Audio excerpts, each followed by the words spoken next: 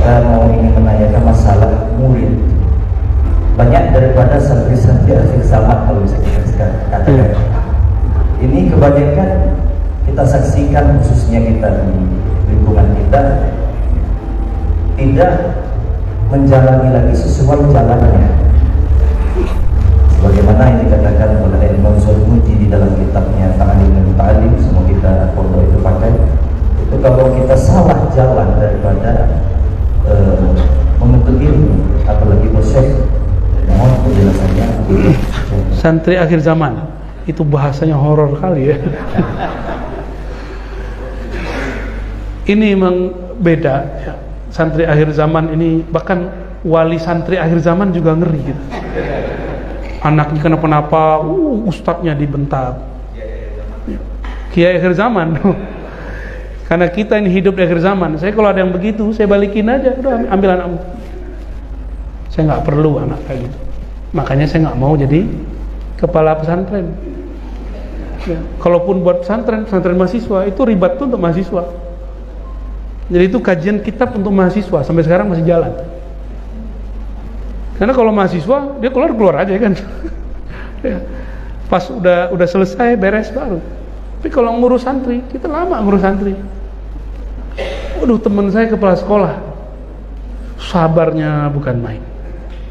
Saya ulus-ulus punggungnya, Mas Ustadz, kalau aku jadi kamu, itu santri-santri separuh udah hilang. Untung kepala sekolahnya bukan aku. Saya ngomong gitu ke dia. Kiai akhir zaman kata orang. Nah, dia itu kiai akhir zaman. Kalau saya nggak cocok. Ya, betul-betul tabah. Lain di zaman Syekh Abdul Qadir Jilani. Ini babnya bab ketemu liqaul wali, bukan nyantri pesantren. Jadi kisah ini bukan kisah di pesantren, tapi kisah di zawiyah para wali. Kata Allah, man adali waliyan faqad adantu bil harb. Yang mencoba menyerang waliku, jelek-jelekin waliku, siap-siap aku perangi dia. 3 orang datang, 2 orang bermasalah, 1 yang enggak. Karena 2 orang ini datang dengan hati kotor, ingin mempermalukan Imam Syekh Abdul Qadir Jilani, dan dua-duanya bermasalah. 1 alhamdulillah tobat di akhir zaman, di akhir wafatnya.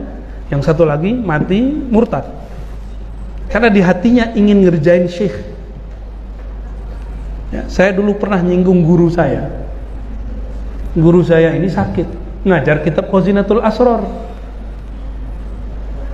Apa kata saya? Tuan Syekh, kalau memang kitab ini bisa ngobatin ABCD, wirid-wiridnya, terus kenapa Tuan Syekh masih sakit? Itu saya baru kelas 2 sanawiyah, Pak. Langsung itu kitab dia nutupnya pakai mukul. Saya baru sadar, anak kecil nanya, tapi terlalu polos. Sejak saat itu nggak pernah lagi buka kitab depan saya. Padahal tadi ngaji Ihya sama beliau, ngaji Hikam sama beliau. Ketawa tapi hatinya seperti marah. Mau marah masih kecil, yang dimarahin masih kecil. Nah sekarang gaya-gaya debat dia, ternyata dia tukang debat dulu. Guru saya itu ahli debat, ahli jidal. Dukun hilang saktinya depan dia, karena dukun dikerjain akalnya. Dukun kalau diajak mikir kan jadi nggak fokus, nggak bisa tembus ma'rifatnya. Dikerjain sama beliau, dukun-dukun takut, kiai-kiai tunduk, mursyid pun ngikut. Nah, saya banyak terinspirasi beliau. Ya. Nah, kadang-kadang kita ketemu sama murid begitu, ya. Ketemu murid begitu, itu murid bukan kurang ajar, tapi namanya polos. Nah, murid polos ini potensial. Saya husnuzon, santri akhir zaman ini santri polos. Ya. Santri polos. Jadi nyablak. Saya nyaksin anak saya sendiri nyablak kalau ngomong. Ya. Kita buat daurah ngajian. Kita danain, kita kasih makan dulu di satu tempat, di satu wilayah di Indonesia. Mahasiswa ikut. Mahasiswa nanyanya apa? Pak Ustadz, lagi ngabis-ngabisin dana pemerintah ya. Maksudnya apa nanya begitu? Tapi itu polos. Saya nggak marah, saya biarin aja. Orang polos. Semoga nanti calon politisi tidak gagal. Kayaknya di caleg itu nggak jadi tuh. Itu santri akhir zaman, ya. Sikap kita mesti dengan ya itu husnuzon. Doain guru itu doanya mustajab. Jadi kalau ketemu begitu langsung, ya Allah jadikan murid bandel ini murid paling alim gitu. Jangan kutuk, matilah kau, anjing kau, jangan begitu. Ya, sesat kau. Jangan begitu. Dajjal ente, jangan begitu. Itu bukan guru namanya. Itu musuh. Guru hakiki nggak pernah benci sama murid, walaupun murid ini durhaka, karena asy-syaikh azka minal Wallahi, syekh itu lebih bening kalbunya dari guru. Kenapa? Dari ibu. Karena guru ngurusin murid sampai akhirat. Kalau ibu sampai kapan? Ya sampai nikah. Coba kalau ibu doanya apa? Ya Allah banyakin rezeki anakku, jaga dia, sehat-sehatkan dia, ya kan? Tapi kalau kiai enggak, ya Allah ini murid saya, tolong bersamai kami sampai ke surga. Ada enggak ibu ngomong begitu? 1, 2, gurunya, ibunya kalau sudah bertorikoh, ya, yang ngomong istri saya Pak. Enggak, saya jarang ketemu orang tua begitu. Orang tua mayoritas ngomongnya, ya Allah semoga anakku dapat kerjaan baru. Coba orang tua kayak Imam Malik punya ibu. Imam Malik itu sebelum berangkat dipasangin rida sama ibunya, pasangin. Nah ini sunnah. Kenapa kita wisuda mau melepas santri kita pasangin rida? Jangan ngikutin ala seminari Katolik. Pakai apa tuh? Petak-petak itu. Bid'ah itu. Tapi enggak bid'ah dolala, bid'ah aja. Ya, saya lebih seneng itu pasangin rida atau dipasangin kopiah. Itu simbol. Ternyata itu adalah doa berrumus. Doa rumus, karena rida ini simbol Nabi dan simbol Sayyidina Ali, Madinatul Ilm wa Ali Babul Ilm. Sayyidina Ali tidak pernah melepas ridanya kecuali waktu beliau nazar mengumpulin Quran, lalu kemudian dibatalkan. Lalu beliau pakai rida kemana-mana. Ini simbol kiai. Jadi mohon maaf Pak Kiai, walaupun Pak Kiai di pesantren santai, kalau ngajar tolong pakai rida. Itu haibatus syekh. Haibatus syekh pakai ini. Itu penting. Kalau enggak jubah luar, outer ke apa? Itu penting. Syekh Bahaudin juga begitu. Oh, aku wong NU, aku wong apalah. Nggak ada urusan. Udah itu adabnya kita ngambil. Ini sudah ada sebelum NU Muhammadiyah. Ya, benar Kiai. Maka saya walaupun nggak pantas pakai ini, tapi saya ingin tafaulan tabarukan dengan athar Sayyidina Ali. Karena beliau ngambilnya dari Nabi SAW.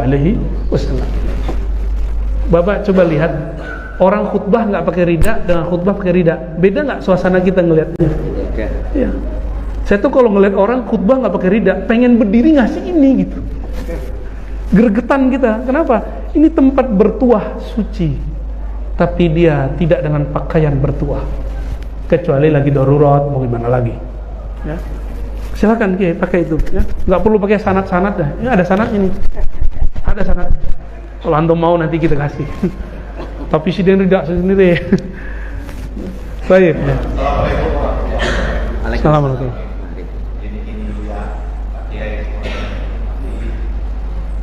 Ini terkait kitab dua nasihin. Mungkin sebagian kiai kita ini masih memakai atau membaca itu kita Taklim. Durratun nasihin.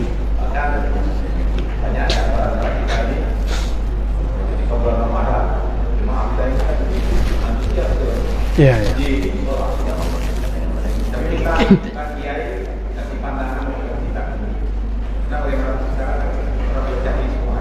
Ya. Ya.